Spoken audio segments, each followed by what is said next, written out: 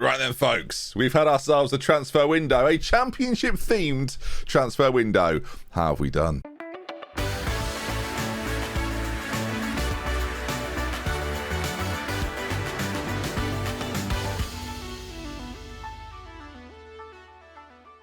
So then, folks, the balance is looking sharp. Sales and signings have absolutely happened, and some big names have left, and some big ones have joined. It's going to be an exciting... This is going to be one of my favourite episodes ever, I think. So I've been busy. I streamed some of this transfer window the other day, and then it was during the incident with Christian Eriksen, and for those that were in that stream, I don't really remember what happened. I had to stop streaming. I couldn't handle being live and seeing that develop, and thankfully... seems to be okay, and yeah, I wish him the quickest and speediest recovery to the fullest extent, but flipping heck, that was quite the moment. So as a result, I went away and I went into my transfer vault, and yeah, had to try and figure out what was what.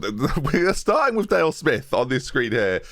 We've put a big bid in for Dundalk's goalkeeper, Dale Smith. Now, whether we get Dale Smith, I think it's probably unlikely. The only other side in for Dale Smith right now, if we go to the transfer centre, is Manchester United. Now, we've offered a little bit more money. Whether he will play for us in any capacity, I think it's unlikely. Whether they accept the deal, I don't know. Then it'll come down to contract, and we definitely can't afford him. So I don't really know what's going to happen with it. In terms of transfer fees, we've still got 835k remaining. Our wage budget, we are over it. Of course, we can change this around now, though. This is the good thing about having a transfer budget. I can change this around a lot to give us a little bit more wage to play with. So that's at least one positive. So how do we end up with so much money? They gave us a budget to begin with of, as we saw last episode, over £1 million. We ended the season last year, I should probably say as well, with 3 wins. To round things off, we didn't need them, but we still beat Preston, Millwall and Walsall. And then we made a big sale early in the window, a sale that I was not expecting to make. Bristol Rovers came in, and I let him go. The man I'm talking about then, it's a record sale for AFC Thames, is Tony Stone. Now this, it might be quite contentious when you see who I've replaced him with. Hopefully you'll feel slightly better about it, but I felt like the money for him was too good. We picked him up on a free transfer. We sold him on for 1.8 million. To me, it just made sense to do that, really. If you're picking up these free transfers from sites like Everton, selling them for multi-millions almost, like that's sort of the point in which we bought them for. So when you get these kind of offers, I don't necessarily think he's like a phenomenal championship player either. So I felt like it was the right time for him to leave. Whether that's a good decision or not, well, we'll look back at this at some point and find out. Phenomenal servant for me, though. 2 brilliant seasons, picked up on a free transfer, gave him a chance as a professional, and now we'll see how he does at Bristol Rovers. Who knows, maybe one day he'll return. I'm a sucker for a return after a big sale. And Oliver Blake at Fulham, I mean, you've been loaned out to a side in Bulgaria, so it's going well for you, isn't it, mate? That will go down as one of my best transfers ever. That one, that's amazing. 475 quid, 1.1 million, easy. Okay, so with that money, we went straight into the transfer market and bought a man in for £81,000. I was already chipping away at the money brought in for Stone. Ethan Wootton, central midfielder. You can see fantastic first touch, some just really nice, well-rounded attributes. 5'11" to play the centre of our midfield as a playmaker. Basically, just a big improvement on Tete, so it's going to sit in the centre for us alongside a man that returns on loan, and I could not be happier about this. Fidel Welsh is back for one more season on the left side of the midfield 2 next to Wootton, so that will be our midfield 2 for the whole season as things plan out. He's just got such a good engine, right? This is the kind of player you want to make everyone around him better. Welcome back, Fidel Welsh. Last season, 4 goals, 8 assists, a 6.9. It was far better than the 6.9 suggests, in my opinion. It was really, really solid. Thank you to Bournemouth for letting me have him again as Fidel Welsh returns. And speaking of returns from Bournemouth, and this is a big one too, John Solomon is back for one more season. And this is quite important because we've had a major injury. So before I show you the men that are coming in to play for me, let's talk about Mete BALOGH, who is out with a broken leg for a lot of months. 3 to 5, of course. This is the very nearly 50 goal man. I mean, it was 49, but 41 in all comps. We've lost him. I don't know how to handle this, really. He was such a pivotal part for us last year. 23 years of age. He's got plenty of time left in his career. Hopefully this is just his one big injury and it's not something that's going to haunt him forever. What I fear now is that he's a bit of a sort of 2-season wonder now. I don't know if he'll ever get back into my sides again after this injury. We're not even going to register him until the winter now. So BALOGH, it's a below to us. Let me tell you, he's out. What can you do? It's a problem. But a problem I think we're going to overcome. All right, so a lot of this was last season. Let's progress further. We're going to play a match today as well. I don't always do a match on my transfer updates. We're going to play a game. Then I'm going to do a few days of transfer dealings, and I've also asked the board for lots of upgrades, and I'm curious to see if we get those. As you can see here, then this is the business we've done since we last met. I've just realised I released some players: Renatino, Cody MacArthur, Lewis Andrews, David Cabbage, Paul Ellison, Ryan Tuttle, and Kieran Barras. They are 7 names that have become familiar faces, familiar furniture around here at AFC Thames, and they're off. Of course, the man that I think we're all sad to see leave is David Cabbage. I think he's just reached the end of his time at Thames now, but what a servant. Picked up from Norwich on a free transfer, had 4 really great seasons, got to League One, it seemed a little bit above his level. We brought in some better strikers, and eventually now leaves us. Look, some of the guys here, Renatino, how can we not mention him, right? An absolute star for us, released from Manchester United. We've picked him up. Some really good performances. Look, there was an argument to say we could have kept him around. I just think ability wise in the Championship, I think he's a good League One player, and I hope he finds a League One home sooner rather than later. But yeah, we had to move on, and move on we have, right? If you take a look at the transfers we've made, then lots of names have come in, and let's kick things off with a man that I didn't think would be returning, but has done, and that man is Andrew Reid, the right winger that was an absolute star for us last year. I didn't think we were going to get him back. I had a bid rejected on stream for him as well, and 10 goals, 20 assists, an absolutely phenomenal season. Hopefully he can continue that in the Championship with me this year. The interesting thing, of course, for us is that Leeds also play in the Championship, so thank you to Leeds for letting me have him for 1 more year. Fantastic work rate, technique, pace, right, the dribbling ability. We saw it all on show last year. If he puts in 5 goals, 10 assists this season, I'd be pretty happy with that. I don't expect to win the league this year. That was a league-winning performance from him, and yeah, could not be happier. And you may see from this list, he's not the only returning name, and some of them we've got permanently. Shout out to Simeon Packham, who joins us for £130,000 from Nottingham Forest, had 2 really good seasons for me, and now joins us as an official AFC Thames player. Delighted to have him back in around the squad. And his centre-back partner from last season, Troy Fleet, has joined us too. Free transfer from Bristol City. They've let him go. We've picked him up. We've of course had him a while ago, it should be said. I say last season. It was his centre-back partnership a couple of seasons ago, and now he returns to us on a full-time basis. Probably not going to start as my centre-back, but definitely could, and has definitely got the potential to be that sort of second or third choice centre-back for us. Yeah, really happy to have him back in the side, and you can see so many other names. So let's go through them in a bit more of an order. We'll go down the list and avoid the ones we've just mentioned. So kicking things off then with Nick Wyman. Why? Because he's decent. That's why. Decent tackling, decent marking, physically pretty good, lacking a bit of pace, but the mentals on him again look pretty good. That anticipation of 14 is something I like a lot. You can see he can play quite a few roles as well, but will primarily be a right back for us. Yeah, I think we've done well here. All right, this next transfer I am so happy with. Maggle. We've talked about Maggle before, whether it was in a previous transfer window or in a video, I can't actually remember, but Anthony Maggle joins us. You can see why I'm excited. He's out injured at the moment, 10 days to 3 weeks. He won't be available for our first game of the season against MK Dons, but joins us on a free transfer from Chelsea. Last year, spent some time at Forest Green. He was not fantastic, it must be said, but I think, like, the physicals alone make me excited. Some fantastic physicals on him, great work rate. If we can get some of these tackling and technical stats up, then I think we're going to have a really good player on our hands. He hopes to learn a lot here. We've got him on a 3-year contract, £6,000 a week. It's a lot of money for a left back, but yeah, I think we've got ourselves a bit of a diamond here. One of the best players we've had in this club for a very long time. There's a reason we're paying him what we are doing. I don't know why Chelsea have let him go, really, and not tried to get some money for him, because I think he's a multi-million-pound player. Forget what the value says there. I wouldn't sell him for anything less than 3-4 million. So yeah, really happy with this one. Oh, I love some of these transfers, man. Speaking of Chelsea, Jake Champion on loan. I mentioned Stone has left and we've replaced him with a new man, and Jake Champion, the 18-year-old, is that guy. Chelsea, of course, our feeder club. We're paying nothing towards his wage for the entire season. This is an incredibly well-rounded left-sided midfielder that can also play deeper as a deep line playmaker. I wouldn't have him there ever, but yeah, I think you can see where we're going to utilise him on that left-hand side. Decent stamina, decent passing technique. Work rate could be a little higher for me, but we'll take it. Again, some really good physicals, some great technicals in the crossing crossing and the dribbling and the first touch as well. Absolutely fantastic. Again, I couldn't be happier with this. I think we've got a real star on our hands. 8 assists in 35 last season starts in terms of the non-competitive, right, under 23 games. So, yeah, welcome Jake Champion. So far, viewers, what are we saying? Happy? All right, some central midfield options, backups really. We let a lot of players go. We had to get someone in. Bobby Agbaji, I think that's how you say it. I'm not quite sure. He's got a suspension for 3 games as we've signed him, so he's going to fit in around here well as a team that like to get bookings on a regular occasion. You can see why I like him though, right? Some really good mentals, some decent technicals as well. That 15 passing certainly stands out. So great balance on him too. I don't expect him to be a starter, but I think as a player to come in, if we've got suspensions, we've got injuries, I think he's the perfect kind of player for that. Can play multiple roles. So welcome Bobby. All right, we're halfway through. There's a lot of players to go through, of course, as we'll get to know them when we play them in football matches. That'll become a little more prevalent. Now, the next one, Sol Woodford. You can see his name there. We've bought him for 120,000 from Brentford, and this was a reaction to BALOGH being injured. We had to go out and buy someone, and Sol Woodford is the man that we've gone for.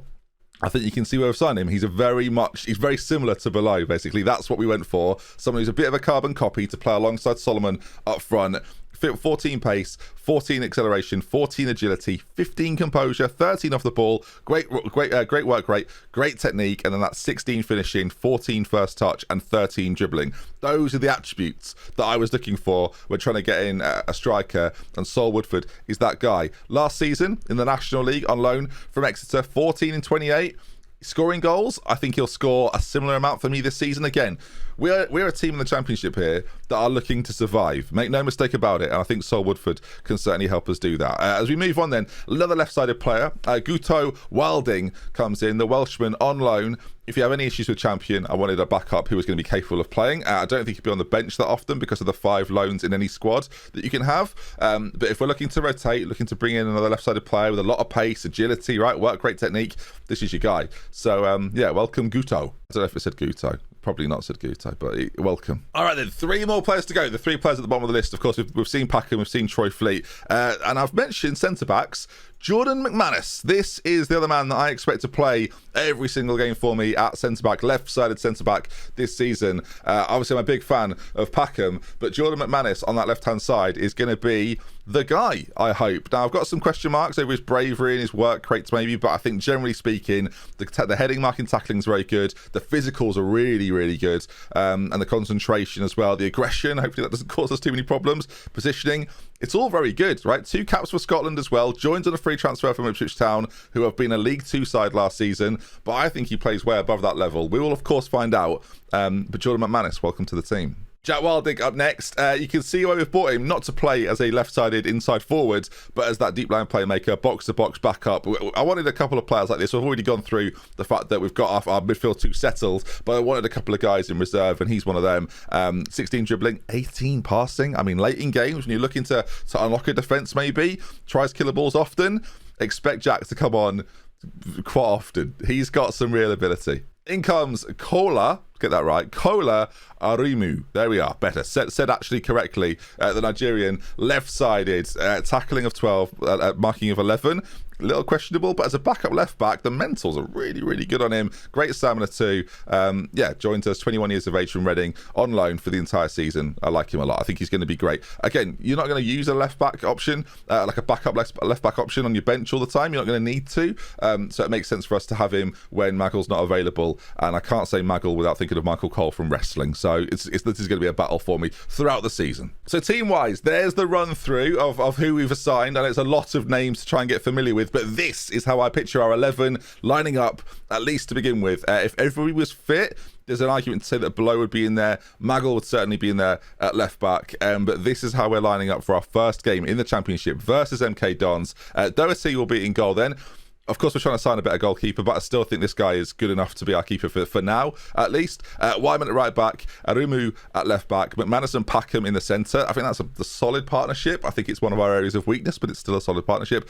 Reed on one side, Champion the other, Welsh and Wootton in the centre. That as a 4, by the way, I'm really happy with going into a championship season as a newly promoted side. I am really happy. 3 of them are loans, but I'm really happy. Solomon and Woodford up front as well. Look, we're going to rely on loans this year. Make no mistake about it. But if we can get these front 2 scoring, like we had our front 2 scoring last season, then we have every chance of doing something very special this season. And who knows? Now, in terms of this season, the championship predictions or the preview suggest that we are 450 to 1. I've been here before. I'm not worried. We'll see how we get on then. Right, let's get into this first game. We're playing MK Dons. Let's waste no more time about it. Can Thames get off to the perfect start in their opening championship season? I really do hope so. Right, I'm aware I threw a lot of information at you there, so hopefully you've managed to stomach it. Of course, we'll see how players do for us throughout the season. Players will interchange and move things around a little bit, and I'll probably upset some loans that have to leave at some stage. So, yeah, lots to look forward to. And it's coming home. So, that's good. Thames are coming home. They're coming home. Speaking of Thames, actually, Thames FC, our rivals across the river, they've only gone and won the Premier League. So we are getting closer to them. And as we do so, they're establishing themselves as the top dog in English football. You couldn't write it, viewers. I've tried to write it a little bit. As we've nipped in there, Wootton.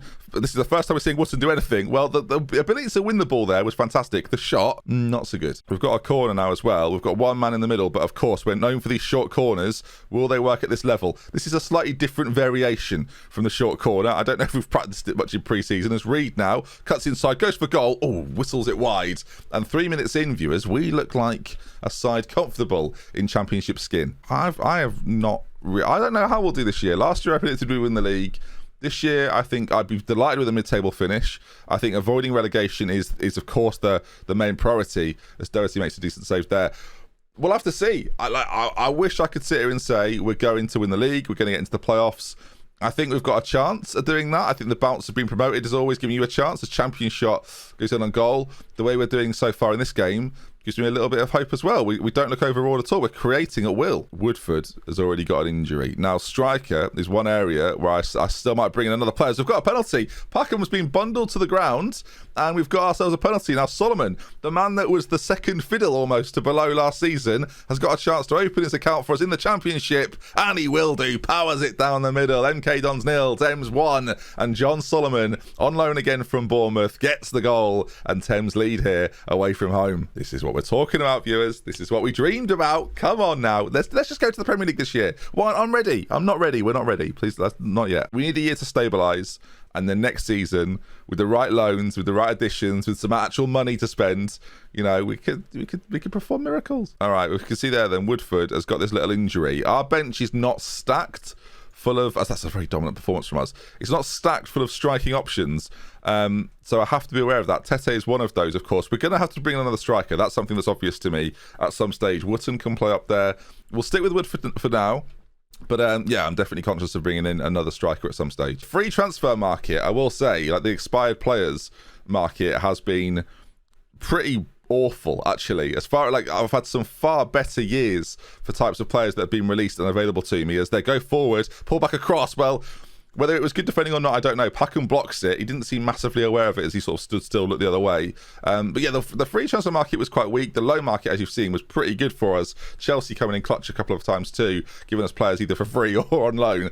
And yeah, I mean, overall, I think it's like an 8 out of 10, 9 out of 10 window. I think we've done really well with it. Of course, though, the proof is kind of in the managerial pudding. Can we now put out some performances that justify some of the signings that we've made? I hope so. So far, by the way, this has been a really solid performance, although MK Dons are coming back into it. Doherty has been forced into making a couple of saves, but he's making them very, very well. I guess the question is there a change in this game for us at some stage as they're having chance after chance? Now, this is one of those moments, actually. Wootton's having one of those games. Jack Wildig, we sort of talked about before, right, as being a player that could come on, that passing, that creativity later in games. That's what we're going to make that change right now as another set piece for MK Dons headed away this time. We're not going to get there, as we do have players forward in an attempt to break, as that looks well offside to me. Doesn't matter. Doherty again. It's a free kick for an offside, but he's very difficult to beat. He's one man that's got loads of potential still and is like playing way above his station at all times, which I love to see. As champion gives it away. Now there's Wildig, who we know, this passing ability, I'm fascinated. Wick gives it away to a man named Wild. He clearly thought he was a relative, as Reed's slide challenge is a little bit dangerous. And now they're forward again. Robinson causing problems, played across, launched clear.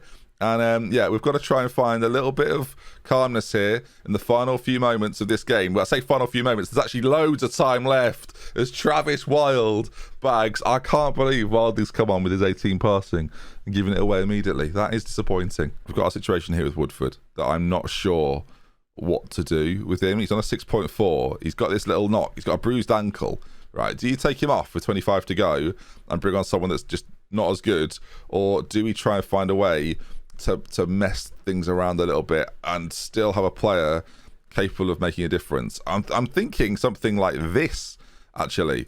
Playing Solomon up there and then having someone in support. And I'm wondering if either playing Welsh up there is the option for us or playing Reed. I think maybe playing Welsh in this more sort of advanced role, which he's definitely capable of doing. Maybe putting him on the left side, I don't know. And then bringing on a box-to-box midfielder if we've got one. I mean, Tete's the option, isn't he? That's the man that you're going to probably play in the centre.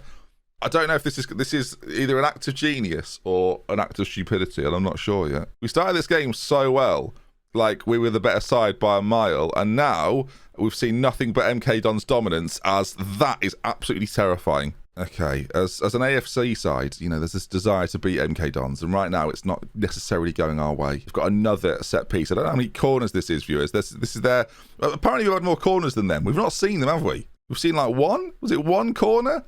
We definitely need another striker. That is now obvious to us, because we've had to change our entire team at the behest of not having another striker. We've got a throw in on that far side. I'm shouting quite a lot of England yesterday, so my throat's a little bit sore. As Austin races forward, he's in loads of space. The shot, it's gone wide. I mean, how many shots have MK Dons had at this stage? 17 to our 11. Our XG is still better than theirs, but we did have a penalty. So take that with a huge amount of salt.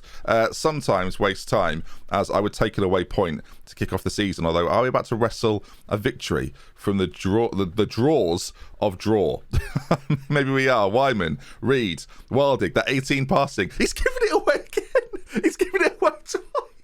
I can't believe I've bought a player with fantastic passing ability, but short-range passing is not his bag, apparently. Absolutely appalling. Ball play towards Solomon. Champion's on this now. Now, can we make something happen? It's going to be down to Champion and Solomon. Maybe Champion just on his own, as Tete now picks up the loose ball. Not a man I thought I'd be using this season that much. As Solomon, oh, it nearly goes in. It's so close. Oh, goodness me. MK Dons 1, Thames 1, as the time is up.